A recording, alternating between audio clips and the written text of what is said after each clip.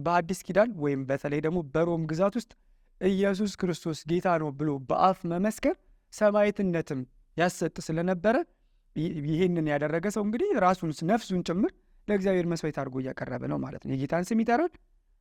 ምንድነው ያቀረበው መስዋዕት ካልን ደግሞ የራሱን ነፍሱን ጭምር ማለት ነው። ነፍሱንም እስከ መስጠት ድረስ ክርስቶስን ወደ ከዚህ በላይ እንግዲህ ምስክርነት የለም። እንግዲህ የምስክርነት የመጨረሻው የሰማዕትነት የመጨረሻው ጥግ ነፍስን እስከ መስጠት ድረስ ክርስቶስን መውደድ፣ ስለ ክርስቶስ ምስክር መሆን ማለት ነው። ስለዚህ በሮም ግዛት ውስጥ ኢየሱስ ክርስቶስ ጌታ ነው ብሎ መመስከር ቄሳር ጌታ አይደለም ማለት እንደማለት ስለሚቆጠር ሰማዕትነትን ያሰጥ ነበር። ይህንንም በደንብ መረዳት ያስፈልጋል። የቤተ ክርስቲያን ታሪክ ጸሐፊዎችም የጌታን ስም የሚጠራ ሁሉ ይድናል የሚለው ዝም ብሎ በቃል ኢየሱስ ክርስቶስ ጌታ ነው ማለት ሳይሆን በአላውያን ነገስታት ፊት ሳይፈሩ የክርስቶስን አምላክነት መመስከር መሆኑን ተናግረዋል። ቅዱስ ዮሐንስ አፈወርቅም ኢየሱስ ክርስቶስ ጌታ ነው ብሎ መመስከር በአላውያን ነገስታት በሚያስፈሩትም ጭምር ነፍስን አሳልፎ እስከ መስጠት ድረስ መሆኑን ይመሰክራል ማለት ነው።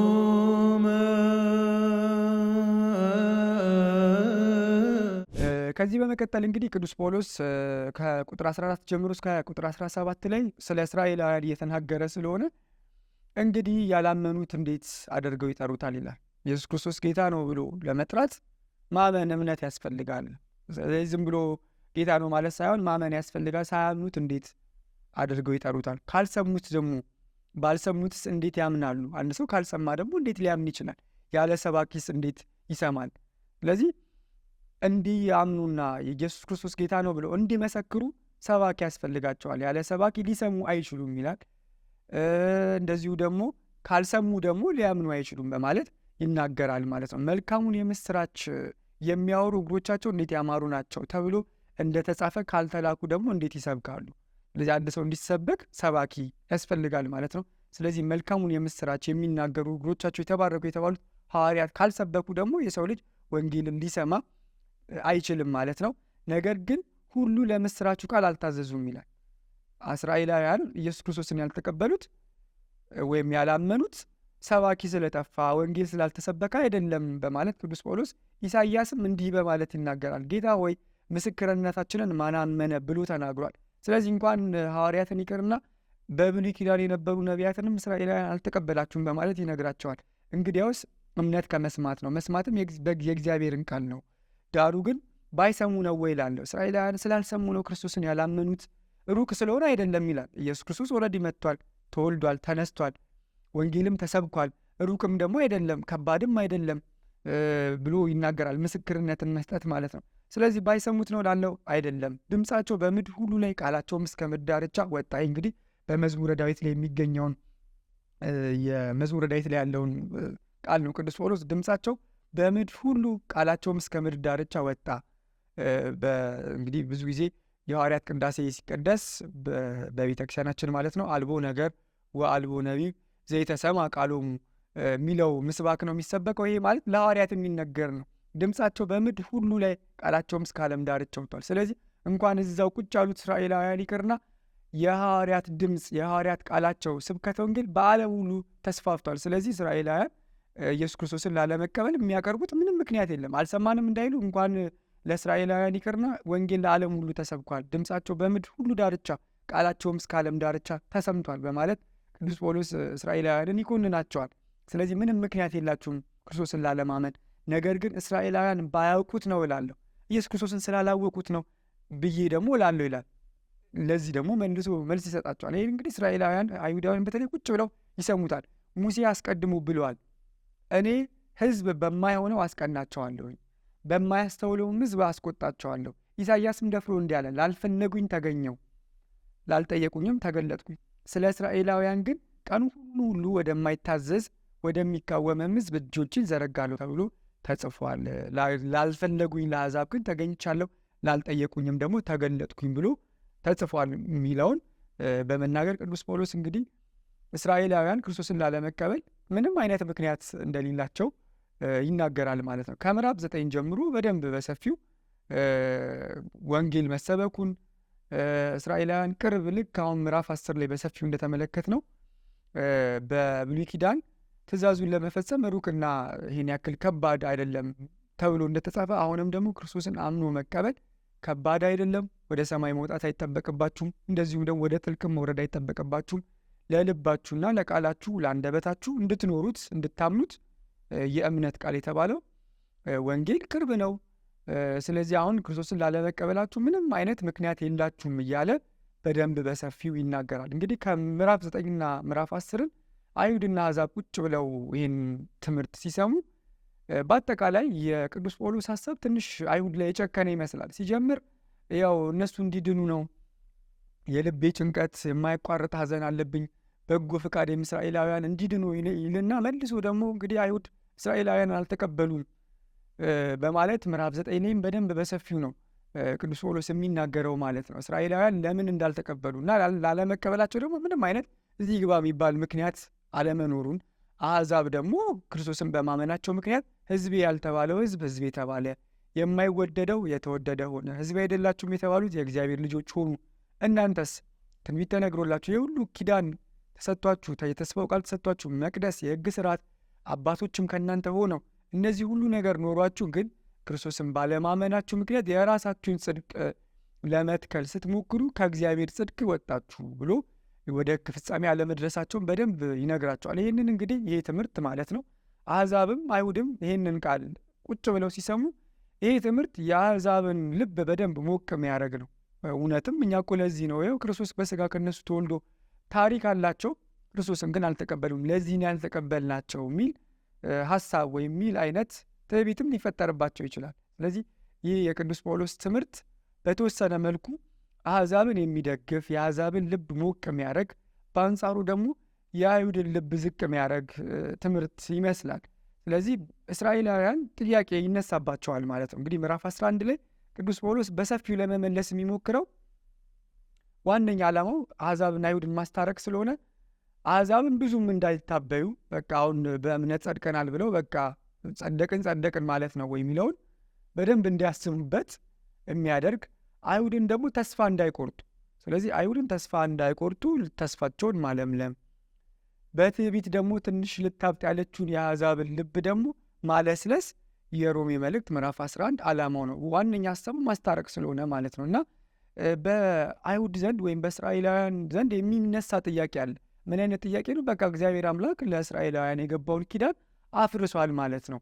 ለእነ አብርሃም፣ ለእነ ይስሐቅ፣ ለእነ ያዕቆብ የገባላቸውን ኪዳን እንዲሁ ትርጉም አልባ ነው ወይ የሚል ጥያቄ ይነሳል። ይህ ሁሉ ዘመን እግዚአብሔር አምላክ በሙሴ እንግዲህ ከምድረ በዳ እስራኤላውያንን ማውጣቱ ብዙ ሕዝቡን እንግዲህ ከአለት ላይ ውሃን አፍልቆ አጠጥቷቸዋል፣ ከሰማይ መናን አውርዶ አብልቷቸዋል። ይህን ሁሉ ማድረጉ ትርጉም አልባ ነው ወይ? እኛ ከጠፋን ምንድን ነው የሚል አይነት ጥያቄ እስራኤላውያንና አይሁዳውያን ሊጠይቁ እንደሚችሉ አውቆ ቅዱስ ጳውሎስ በሮሜ መልእክቱ ምዕራፍ 11 ላይ በጣም አስደናቂ ወርቃማ ምሳሌዎችን አይሁድንም አሕዛብንም አይሁድን የሚያጽናና አሕዛብን ደግሞ በደንብ በቃ ልባቸው እንዳያብጥ ትንሽ ደግሞ እንዲረጋጉ የሚያደርግ ደስ የሚል ትምህርት ነው የሮሜ መልእክት ምዕራፍ 11 ስንሰማ ማለት ነው። እና ምዕራፍ 11 ላይ እንግዲህ ቅዱስ ጳውሎስ እንዲህ ይላል፣ እንግዲህ እግዚአብሔር ሕዝቡን ጣላቸው ወይ?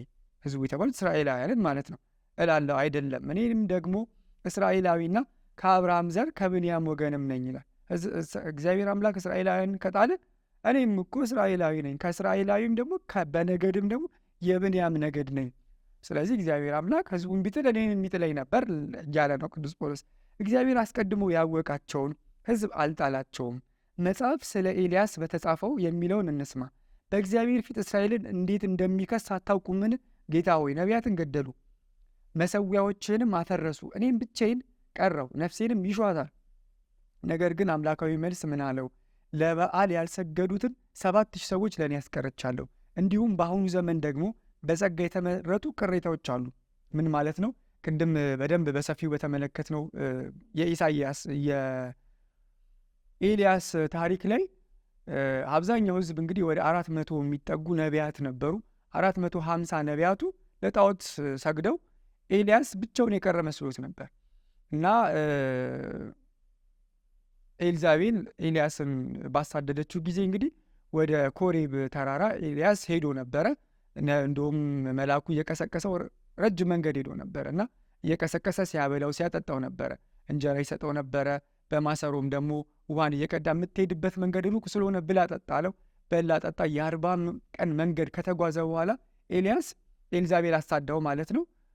የ40 ቀን መንገድ ከተጓዘ በኋላ እግዚአብሔር አምላክ ተገለጠለት እና እግዚአብሔር አምላክ ሲገለጥለት ኤልያስ እስራኤላውያንን በእግዚአብሔር ፊት ከሷቸው ነበር። ቅዱስ ጳውሎስ የኤልያስን ክስ ነው እዚህ ጋር ያመጣው። ምን ብሎ ነው የከሰሳቸው ካልን ሕዝብህ እስራኤላውያን ማለት ሕዝብህ ቃል ኪዳንህን አፍርሰዋል፣ ቃል ኪዳንን ትተዋል፣ መሠዊያህንም አፍርሰዋል፣ ነቢያትህንም ገለዋል። እነሆ እኔ ብቻዬን ቀርቻለሁ፣ ነፍሴንም ይሿታል ብሎ ለእግዚአብሔር ክስ አቀረበ እና የእግዚአብሔር ቃል ምን አለው?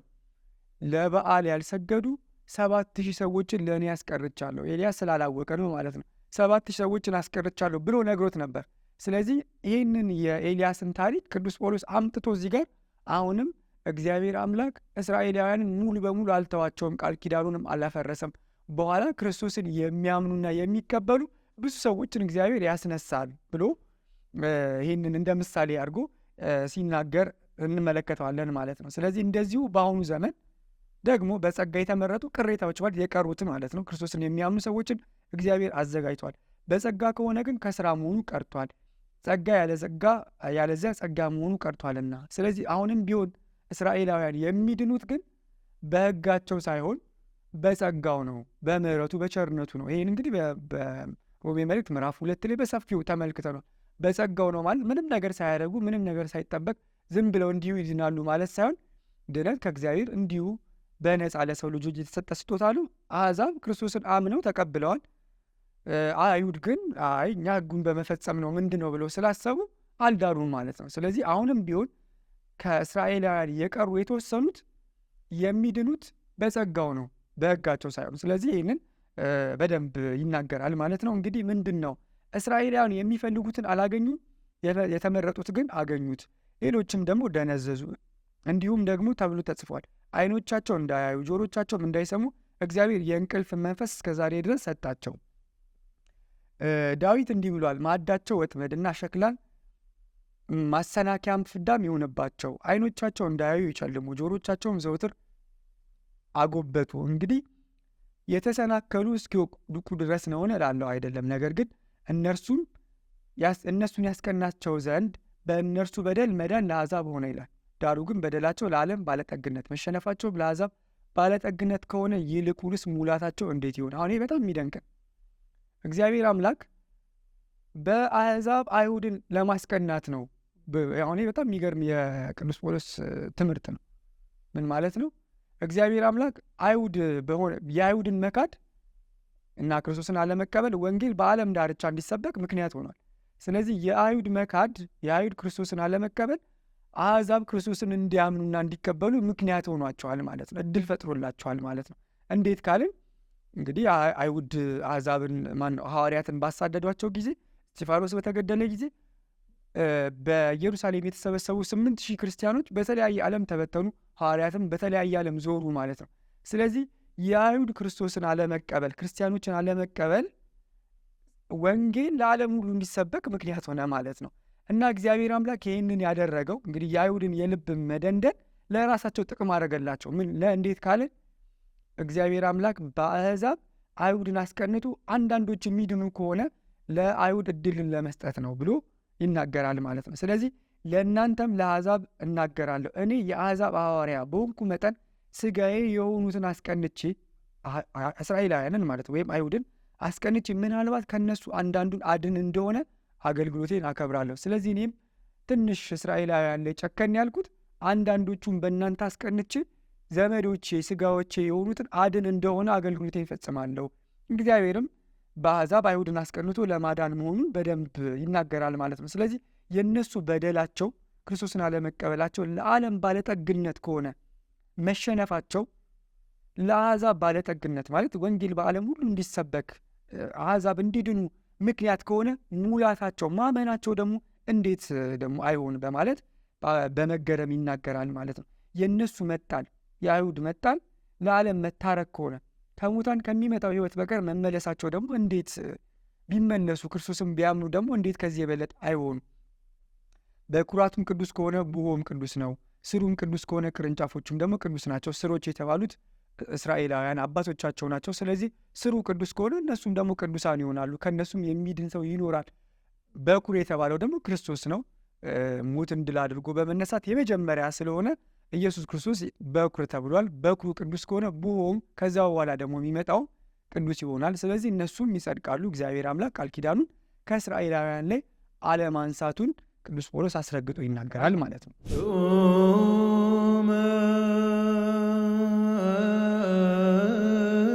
ስለዚህ ቅዱስ ጳውሎስ እግዚአብሔር አምላክ በአሕዛብ አይሁድን አስቀንቶ ሊያድናቸውን ስለፈለገ እኔም ደግሞ እናንተን እንደዚህ አይሁድ ላይ ጨከን ያልኩትኝ በአሕዛብ አስቀንቻችሁ አንዳንዶቻችሁን አድናችሁ እንደሆነ ነው በማለት ይናገራል። የእስራኤላውያን አለማመን ለአሕዛብ ማመን ሆነላቸው።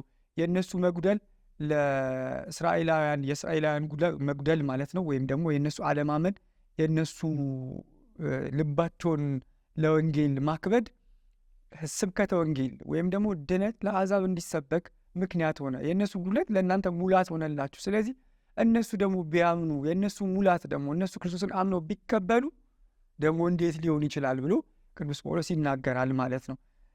ከዛ እንግዲህ እስራኤላውያን እንግዲህ በእስራኤላውያን አሁን ቅዱስ ጳውሎስ በነበረበት ዘመን ክርስቶስን አለማመንና አለመቀበል አይሁድ እሱን አለመቀበላቸው አሕዛብ በደንብ ደግሞ ልባቸው እንዳያብጥ ትንሽ እነሱን ደግሞ ለማረጋጋት በዛው ደግሞ ይቀጥላል ማለት ነው እና ከቁጥር 17 ጀምሮ ነገር ግን ከቅርንጫፍ አንዳንዱ ቢሰበሩ አንተም የበረሃ ወይራ የሆንክ በመካከላቸው ገብተህ ከነሱ ጋር በወይራ ዘይት ከሚመጣው ስር ተካፋይ ከሆንክ በቅርንጫፍ ላይ አትመካ። ብትመካ ግን ስሩ አንተን ይሸከማል እንጂ ስሩን የምትሸከመው አንተ አይደለም። እንግዲህ እኔ እንድገባ ቅርንጫፎች ተሰበሩ ትል ይሆናል። መልካም፣ እነሱ ካለማመን የተነሳ ተሰበሩ፣ አንተም ከእምነት የተነሳ አሕዛብን ማለት ነው ቆምክ። ፍራ እንጂ የትዕቢትን ነገር አታስብ፣ ትዕቢትን አትናገር፣ የትዕቢትን ነገር አታስብ። እግዚአብሔር እንደተፈጠሩት ለነበሩት ቅርንጫፎች እነዚህ ማለት እስራኤላውያን ናቸው የራራላቸው ካልሆነ ለአንተ ደግሞ አይራራልህምና። እንግዲህ የእግዚአብሔርን ቸርነትና ጭከናውን ተመልከት። ጭከናው በወደቁት ላይ በእስራኤላውያን ላይ ነው። ቸርነቱ ግን ጸንተ ብትኖር ብትጸና የእግዚአብሔር ቸርነት በአንተ ላይ ነው። ያለዚህ አንተም ደግሞ ትቆረጣለህ። እስራኤል አሕዛብን ማለት ነው። እነዚያም ደግሞ ባለማመናቸው ጸንተው ባይኖሩ ባለማመናቸው ባይጸኑ ማለት ቢያምኑ ማለት ነው። ጸንተው ባይኖሩ በዛፍ ውስጥ ይገባሉ። እግዚአብሔር መልሶ ሊያገባቸው ይችላልና አንተ በፍጥረቱ የበረሃ ከነበረ ወይራ ተቆርጠህ እንደ ፍጥረት ሳትሆን በመልካም ወይራ ከገባህ ይልቁንስ እነዚያ በፍጥረታቸው ያሉ ቅርንጫፎች በራሳቸው ወይራ እንዴት አይገቡም? በማለት ቅዱስ ጳውሎስ አሕዛብ በቅርንጫፍ ላይ መመካት እንደሌለባቸው ጥሩ ምሳሌ ነው ቅዱስ ጳውሎስ የሰጠው። ይኸውም ደግሞ ሁለት አይነት ዛፎች አሉ። አሕዛብን በበረሃ ቅርንጫፍ በበረሃ ዛፍ ወይም በበረሃ ወይራ ይመስላቸዋል፣ አሕዛብን ማለት ነው። አይሁድን ደግሞ በመልካም ዛፍ በወይራ ዘይት ዛፍ ይመስላቸዋል፣ አይሁድን ወይም በአጠቃላይ እስራኤላውያንን ማለት ነው። እና እስራኤላውያን እንግዲህ ግንዱ የተባለው ክርስቶስ ነው። እስራኤላውያን ቅርንጫፎች ናቸው። ስሩ ደግሞ የተባሉት እና አብርሃምና የአብርሃምን እምነት የተከተሉት ናቸው። ስለዚህ ስሩ አብርሃምና የአብርሃም ልጆች ይስሐቅ፣ ያዕቆብ፣ ሌሎችም የአብርሃም ቃል ኪዳን የተገባላቸው እስራኤላውያን ናቸው። ግንዱ ደግሞ ክርስቶስ ነው። ቅርንጫፍ የተባሉት የመልካሙ ወይራ ቅርንጫፍ የተባሉት አይሁዳውያን ወይም እስራኤላውያን ናቸው። ስለዚህ እስራኤላውያን ከመልካሙ የወይራ ዘይት ግንድ ከመልካሙ ዛፍ ማለት ነው ክርስቶስን ባለማመናቸው ምክንያት ተሰበሩ ይላል፣ ተነቀሉ ማለት ነው። እናንተ ደግሞ በተፈጥሯችሁ የበረሃ ዛፍ ነበራችሁ፣ የበረሃ ወይራ ነበራችሁ። ይሄ ማለት የበረሃ ዛፍ ማለት ስር የሌለው ስሮቹ የደረቁ የተወለገ ማለት ነው። ስለዚህ በብሉይ ኪዳን አሕዛብ ክርስቶስን አላወቁም፣ ነው እግዚአብሔርን አላወቁም። ጣዖትን ሲያመልኩ ኃጢአትን ሲሰሩ ነበር፣ ሲበድሉ ነበር። ስለዚህ አሁን በአዲስ ኪዳን እስራኤላውያን ክርስቶስን ባለማመናቸው ምክንያት ከዛ ከመልካሙ ዛፍ ተነቀሉ፣ ቅርንጫፉ ተሰበረ ማለት ነው።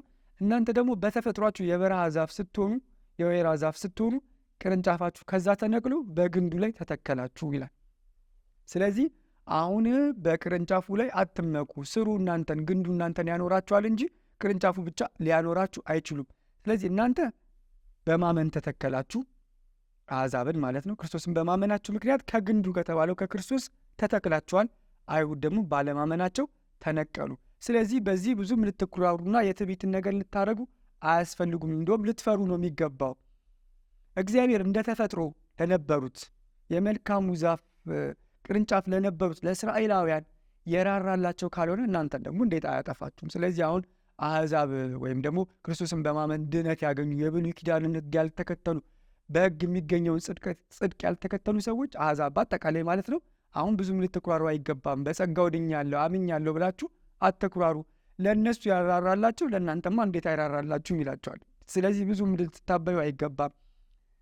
እግዚአብሔር ለተፈጠሩት ለእነሱ ካራራ ለእናንተም አይራራላችሁም። እንግዲህ የእግዚአብሔርን ቸርነትና ጭከናውን ተመልከት ይላል። እግዚአብሔር ቸርነቱ ለአሕዛብ፣ ጭከናው ደግሞ እንግዲህ ሕግ የተሰጣቸውን ክብር፣ ልጅነት፣ የመቅደስ ስርዓት፣ የተስፋው ቃል አባቶች ከነሱ ለሆኑት ክርስቶስ ከነሱ ተወልዶ ራሱ እግዚአብሔር ክርስቶስን ስላልተቀበሉ አይሁዳውያን ማን ነው ድነት ለእነሱ አልሆነላቸውም ማለት ነው። ስለዚህ የእግዚአብሔር ፍጹም ፈራጅና ፍጹም ደግሞ መሐሪነቱን የሚያመላክት ነው ማለት። ፍጹም ምሕረቱ ለአሕዛብ እሱን ላልተከተሉት ሕገ ኦሪትን ላልፈጸሙት ጣዖትን ሲያመልኩ ለነበሩት ፍጹም ምሕረት እንግዲህ ኃጢአት በበዛበት የእግዚአብሔር ጸጋ ከመጠን ይልቅ በዛ የተባለው ኃጢአትን ሲሰሩ ሲበድሉ የነበሩ ሰዎች ክርስቶስን አምነው ተቀብለው ወደ እግዚአብሔር ወደ ዘላለማዊ ሕይወት መግቢያ መንገድን ተቀበሉ፣ ጽድቅን አገኙ ማለት ነው። አይሁድ ግን በሕጋችን ብቻ እንጸድቃለን ብለው ክርስቶስን ባለመቀበላቸውና ባለማመናቸው ምክንያት ሊቀበሉት ወይም ድህነት ወደ እነሱ ሊመጣ አልቻለም። ስለዚህ ጭከናው ለአይሁድ ምሕረቱ ደግሞ ለአሕዛብ መሆኑን ቅዱስ ጳውሎስ ይናገራል። እንግዲህ የእግዚአብሔር ቸርነትና ጭከናን ተመልከት። ጭከናው በወደቁት በእስራኤላውያን ነው። ቸርነቱ ደግሞ ጸንተህ ብትኖር የእግዚአብሔር ቸርነት በአንተ ላይ ነው። ምን ብትል ጸንተህ ባመንከው እምነት ጸንተህ እስከ መጨረሻው ድረስ ብትኖር፣ ያለዛ ደግሞ ትቆረጣለህ። እነዚያ ደግሞ ባለማመናቸው ጸንተው ባይኖሩ እስራኤላውያን ልባቸውን እልከኛ ባያረጉና በክህደታቸው ባይጸኑ በዛፉ ውስጥ ተመልሰው ይገባሉ። እግዚአብሔር መልሶ ሊያድናቸው ይችላል። አንተ በፍጥረቱ የበረሃ ከነበረ ወይራ ተቆርጠህ እንደ ፍጥረት ሳትሆን በመልካሙ የወይራ ዘይት ላይ በመልካሙ ዛፍ ላይ ከገባህ ይልቁንስ እነዚያ ከፍጥረታቸው ጀምሮ ብዙ ትንቢት የተነገረላቸው አባቶች ከነሱ የሆኑ ደግሞ እስራኤላውያን ያሉት ቅርንጫፎች በራሳቸው ወይራ እንዴት አይገቡም? በማለት ቅዱስ ጳውሎስ እስራኤላውያን ተስፋ እንዳላቸው እግዚአብሔር አምላክ ለእስራኤላውያን የገባውን የተስፋውን ቃል እንዳልተወ በደንብ በሰፊው በዚህ ክፍል ላይ ይናገራል ማለት ነው። ከዛም በኋላ እንግዲህ ከቁጥር 25 ጀምሮ በተማራችሁበት ምሕረት እነሱ ደግሞ ምሕረትን እንዲያገኙ ነው ይላል። ሁለተኛው ሀሳብ ደግሞ ወንድሞች ሆይ ልባሞች የሆናችሁ እንዳይመስላችሁ አሕዛብን ማለት ነው ይህን ምስጢር ታውቁ ዘንድ እወዳለሁ። የአሕዛብ ሙላት እስኪገባ ድረስ ድንዛዜ በእስራኤልና በአንዳንድ በኩል ሆኖባቸዋል። የአሕዛብ ሙላት ማለት ወንጌል በዓለም ዳርቻ ለአሕዛብ ሁሉ ተሰብኮ እስኪያልቅ ድረስ እስራኤላውያን ደንዝዘዋል። እያዩ አያዩም፣ እየሰሙ አይሰሙም። ለምን? አሕዛብ ሁሉ ድነው ወንጌል ለአሕዛብ ሁሉ ተሰብኮ እነሱ ያለ ሕገ ኦሪት ያለ ሕግ ሲድኑና ሲጸድቁ ሲመለከቱ እንደው ቀንተው ድነትን ይቀበሉ ዘንድ የአሕዛብ ሙላት እስኪሆን ድረስ ድንዛዜ በእስራኤላውያን ሁሉ ሆኗል በማለት ይናገራል። እንደዚሁም ሁሉ እስራኤላውያን ሁሉ ይድናሉ። እንዲህ ተብሎ እንደተጻፈ መድኃኒት ከጽዮን ይወጣል፣ ከያዕቆብም ኃጢአታቸውን ያስወግዳል። ኃጢአታቸውን ሲወስድላቸው ከእነርሱ ጋር የሚገባው ኪዳን ይህ ነው። በወንጌልስ በኩል ስለ እናንተ ጠላቶች ናቸው፣ ወንጌልን አልተቀበሉም። በምርጫ በኩል ግን ስለ አባቶች ተወዳጆች ናቸው እያለ በወንጌል በኩል ማለት አሁን በእምነት የሚገኘውን ጽድቅ እስራኤላውያን ባለመቀበላቸው ምክንያት ጠላቶች ናቸው። በምርጫ በኩል በአባቶች በኩል ደግሞ ተወዳጆች ናቸው። በእነ አብርሃም በእነ ያዕቆብ በኩል ደግሞ ተወዳጆች ናቸው። እግዚአብሔር በጸጋው ስጦታና በመጥራቱ አይጸጸትምና እናንተ ደግሞ ቀድሞ ለእግዚአብሔር እንዳልታዘዛችሁ አሕዛብን ማለት ነው። አሁን ግን ካለመታዘዛቸው የተነሳ ምሕረትን እንዳገኛችሁ እናንተ ሳትታዘዙ ሕግን ሳትፈጽሙ ምሕረትን እንዳገኛችሁ እንደዚሁ በተማራችሁበት ምሕረት እናንተ ያለ ሕገ ኦሪት እንደዚሁ በጸጋው ድህነትን እንደተቀበላችሁ ሁሉ እናንተ በተማራችሁበት ምሕረት አይሁዳውያን እነሱም የሚለው ደግሞ እስራኤላውያን ማለት እነሱም ደግሞ ምሕረቱን ያገኙ ዘንድ እንደዚሁ አሁን አልታዘዙም። ስለዚህ እስራኤላውያን አሁን ያልታዘዙት እናንተ ታዛችሁ እናንተ በተማራችሁበት ምሕረት እስራኤላውያንም እንዲማሩ ነው። ይህ ማለት እግዚአብሔር አምላክ የእስራኤላውያንን አለመታዘዝ ክርስቶስን አለመቀበላቸውን ለእስራኤላውያን ለአሕዛብ ወንጌል እንዲሰበክ እነሱ እንዲድኑ አድርጓል ማለት ነው። ስለዚህ በእነሱ ምሕረት እስራኤላውያን ሳይሆን አሕዛብ በዳኑበት ድህነት እነሱ በተማሩበት ምሕረት ተመልሰው ደግሞ አሁን እስራኤላውያን ይማሩ ዘንድ ምሕረትን ድህነትን ያገኙ ዘንድ አሁን እነሱ አልታዘዙም በማለት ይናገራል። ስለዚህ እግዚአብሔር የእስራኤላውያንን የአይሁድን አለመታዘዝ ለእስራኤላውያን ለአሕዛብ መልካም ነገር አድርጎ ተቀበላቸው ማለት ነው። ወይም ደግሞ ወንጌል እንዲሰበክ ምክንያት ሆነላቸው ማለት ነው። ስለዚህ እግዚአብሔር ሁሉን ይምር ዘንድ ሁሉን ባለመታዘዝ ዘግቷልና የእግዚአብሔር ባለጠግነትና ጥበብን እውቀቱንም እንዴት ጥልቅ ነው! ፍርዱ እንዴት የማይመረመር ነው! ለመንገዱም ፍለጋ የለውም። ስለዚህ የእግዚአብሔርን ባለጠግነቱን ጥበቡን ተመልከት በማለት ቅዱስ ጳውሎስ ይናገራል። የጌታን ልብ ያወቀው ማን ነው? ወይስ አማካሪው ማን ነው? ወይስ ብድራቱን ይመልስ ዘንድ ለእርሱ አስቀድሞ የሰጠው ማን ነው? ሁሉ ከእርሱና በእርሱ ለእርሱም ነውና ለእርሱ ለዘላለም ክብር ይሁን አሜን በማለት ቅዱስ ጳውሎስ የሮሜ መልእክት ምዕራፍ 11ን ይጨርሳል ማለት ነው። ስለዚህ በዚህ ምዕራፍ ላይ በአጠቃላይ እግዚአብሔር አምላክ እስራኤላውያንን እንዳልተዋቸው፣ ለአሕዛብ ድህነት የእስራኤላውያን አለመታዘዝ፣ የእስራኤላውያን ክርስቶስን አለመቀበል ወንጌል ለዓለም እንዲሰበክ እድል እንደከፈተ እግዚአብሔር አምላክ የእኛንም ክፋት ለበጎነት ይጠቀምበታል ማለት ነው። ይሄ ማለት ግን በተዘዋዋሪ እግዚአብሔር አምላክ አሕዛብ ወንጌልን እንዲቀበሉ ክርስቶስን እንዲያምኑ የአይሁድን ልብ አጨከነው ወይም አይሁድ ክርስቶስን እንዲሰቅሉት አድርጎታል ማለት አይደለም። ይህን በደንብ መረዳት ያስፈልጋል ማለት ነው። ይልቁ እስራኤላውያን እግዚአብሔርን ስላልተቀበሉ፣ አይሁድ እስራኤላውያን ስላልተቀበሉ ይህን የእስራኤላውያን ፍሪ ዊል ነፃ ፈቃዳቸውን እግዚአብሔር አምላክ ወንጌል ለዓለም ሁሉ እንዲዳረስ፣ አሕዛብ ሁሉ ወንጌልን እንዲሰበኩ፣ ድህነት ለዓለም ሁሉ እንዲዳረስ እንደ በጎ ነገር ተጠቀመበት ማለት ነው።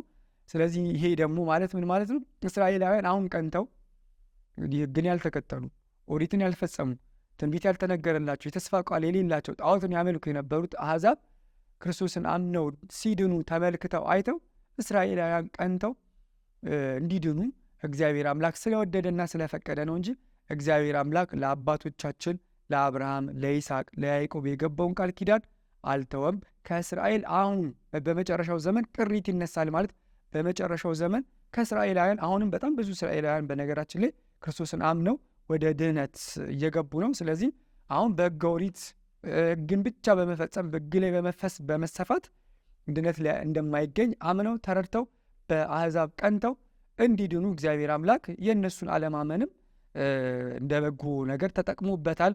ስለዚህ አሕዛብም በዚህ ብዙ እንዳይኩራሩ እግዚአብሔር አምላክ ለራሱ ልጆቼ ሕዝቦቼ ላላቸው ለአሕዛብ ለአይሁድ ካራራላቸው እናንተን ደግሞ እንዴት አይራራላችሁም? እንዴት አያጠፋችሁም? እናንተ ያለ ተፈጥሯችሁ በመልካሙ ዛፍ ላይ ተተክላችኋል። አሁን ደግሞ ትዕቢተኞች ከሆናችሁ በእምነት ካልጸናችሁ መልካም ነገር ካላደረጋችሁ ለእነሱ ያራራ ለእናንተም አይራራ፣ ትነቀላላችሁ፣ ወደ እሳትም ትጣላላችሁ ብሎ ይናገራል። ይህ እንግዲህ አሁንም አንዳንድ ሰዎች እኛ ኢትዮጵያውያን አሕዛብ ነን የሚሉ ሰዎች አሉ። በመሰረቱ የእኛ ብዙ የሚያከራክር ነገር ነው። የኢትዮጵያ ቤተክርስቲያን በብሉይ ኪዳንም የአይሁድንም እምነት ስርዓት ስትፈጽም የነበረች ሀገር ናት። ስለዚህ ሙሉ በሙሉ አይሁድ ነን ባንልም ልክ እንደ ዲያስፖራ አይሁድ ነን ማለት ይቻላል። በተለያየ ቦታ ሆነው ግን የአይሁድን እምነት እንከተል ለመሆናችን ብዙ ማስረጃዎች አሉ። የሐዋርያት ሥራ ምዕራፍ 8 ላይ ኢትዮጵያዊ ጃንደረባ ወደ ኢየሩሳሌም ሄዶ እንደ አይሁድ ስርዓት ሊሰግድ ይሄድ መስገዱ ኢትዮጵያውያን በብሉይ ኪዳንም የአይሁድን ስርዓት ተቀብለው የአይሁድ እምነትን የነበራቸው ለመሆናቸው ብዙ ማስረጃ አድርጎ መቀበል ወይም እንደ ጥሩ ማስረጃ አድርጎ ማንሳት ይቻላል። ሆነም ቀረም ግን እኛ አሁንም አሕዛብም ሆንን አይሁዳዊም ሆንን አሁን አይሁዳዊም ሆነ አሕዛብ ግሪክም ሆነ ምንም ሆነ በአዲስ ኪዳን ልዩነት የለም ቅዱስ ጳውሎስ ይላል። አይሁዳዊም ቢሆን ሊድን የሚችለው ክርስቶስን በማመን ነው። አሕዛብም ቢሆን ሊድን የሚችለው ክርስቶስን በማመን ነው እንጂ በሕገ ኦሪት አይደለም። ይሄ ማለት እንግዲህ በደንብ ብዙ ጊዜ ይችን ቃል በጣም ሉተር አቢዩዝ ስላረጋት ክርስቶስን በማመን እንጂ በሕገ ኦሪት አይዳንም ሲባል ኢየሱስ ክርስቶስ ጌታ ነው ብሎ ዝም ብሎ በአንደበት በመናገር የሆነ ኮንሰፕት ስለ ክርስቶስ በመያዝ አይደለም። ክርስቶስን ማመን ማለት ትእዛዙን መፈጸም ማለት ነው። እምነት ከስራ ፈጽሞ የሚለያይ ነገር አይደለም። ክርስቶስን ማመን ማለት መጠመቅ ማለት ነው። በጥምቀት ከሱ ጋር አብሮ መሞት፣ በጥምቀት አብሮ ከሱ ጋር መነሳት፣ ለኃጢአት ሞቶ ክርስቶስ ሕያው ሆኖ መኖር ማለት ነው። ማመን ክርስቶስን በማመን የሚገኝ ድህነት ማለት ስጋውን መብላት ደሙን መጠጣት ኢየሱስ ክርስቶስ በቀራንዮ ያፈሰሰው ደሙ የቆረሰው ስጋ ስለ ብዙዎች የኃጢአት የሚፈስ ደሙ ነው ብሎ አሁን የክርስቶስን ስጋና ደም መቀበል ማለት እንደ ስጋ ፍቃድ ሳይሆን እንደ መንፈስ ፍቃድ መመላለስ ማለት ነው። ስለዚህ ክርስቶስን ማመን ዝም ብሎ ይሄ ኮንሰፕት ወይም ዝም ብሎ የሆነ ኢንተሌክቹዋል ኖሌጅ አንድ ሰው ስለ ክርስቶስ ባለው እውቀት አይደለም የሚድነው። እንደዛ ቢሆን ቻት ጂፒቲም ጉግልም ምናምን ብዙ እውቀት አላቸው ስለ ክርስቶስ፣ ግን ሊድኑ አይችሉም። አጋንንትም ያምናሉ የሚንቀጠቀጡማል ተብሏል። ከኛ በላይ አጋንንት ስለ ክርስቶስ ኖሌጅ አላቸው።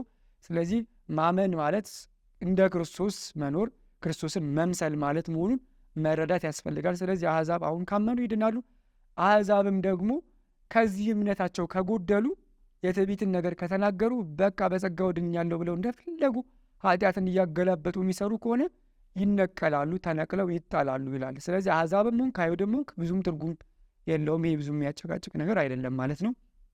በሚቀጥለው እንግዲህ ምዕራፍ 12 እና ምዕራፍ 13ን እንጨርሳለን ማለት ነው።